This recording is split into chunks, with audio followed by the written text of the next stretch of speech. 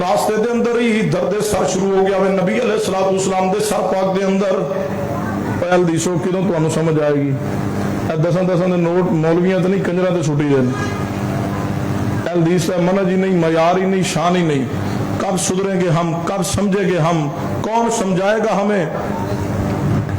یہ قرآن کی شان نہیں ہے، حدیث کی شان نہیں ہے، اہل حدیث کا منہج نہیں ہے۔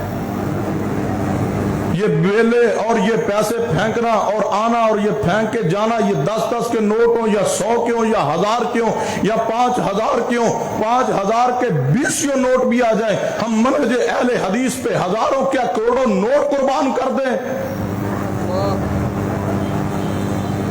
ان پیسوں پہ آپ علماء کو نچانا چاہتے ہیں؟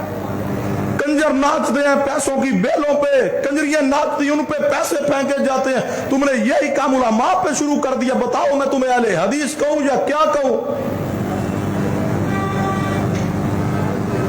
کئی سال ہو گئے علماء سمجھا سمجھا کے تھک چکے، اور اللہ کے بندوں کب سمجھو گے؟ ہم تو پروگرام پہ آنے پہ ڈیمانڈ کرنا، پیسے طے کرنا اس کو مناسب نہیں سمجھتے، اور یہ کہ اہل حدیث کا سٹیج اور اس پہ علماء پہ پیسے پھینکے جائیں اور بیلے کی جائے اور اس انداز میں آ کے پیسے پھینکے جائیں اور پکڑے جائیں اور لیے جائیں اور دیے جائیں اور یہ کاروباری ماحول پیدا کیا جائے، یہ اہل حدیث کا منہج نہیں ہے۔ آئندہ پوری کانفرنسوں میں اپنے آپ کو سنجیدہ کیجیے۔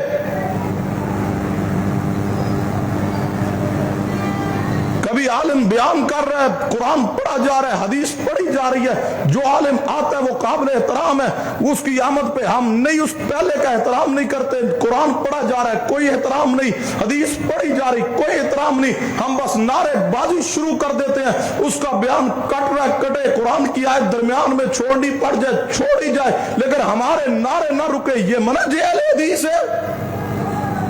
اس کو اہل حدیث کہتے ہیں؟ اس اسٹیج کو سنبھالنا ہوگا، اس کی حفاظت کرنی ہوگی، اس پہ منہج اہل حدیث کو مضبوط کرنا ہوگا۔ فرمایا وما محمد الا رسول۔ امید انشاءاللہ آئندہ ادھا دی حرکت نہیں کران گے، تو جڑا کرن لگے انہوں روکنا بھی ہے انشاءاللہ، انج روکنا انشاءاللہ جی میں روکن دا حق ہوندہ ہے انشاءاللہ۔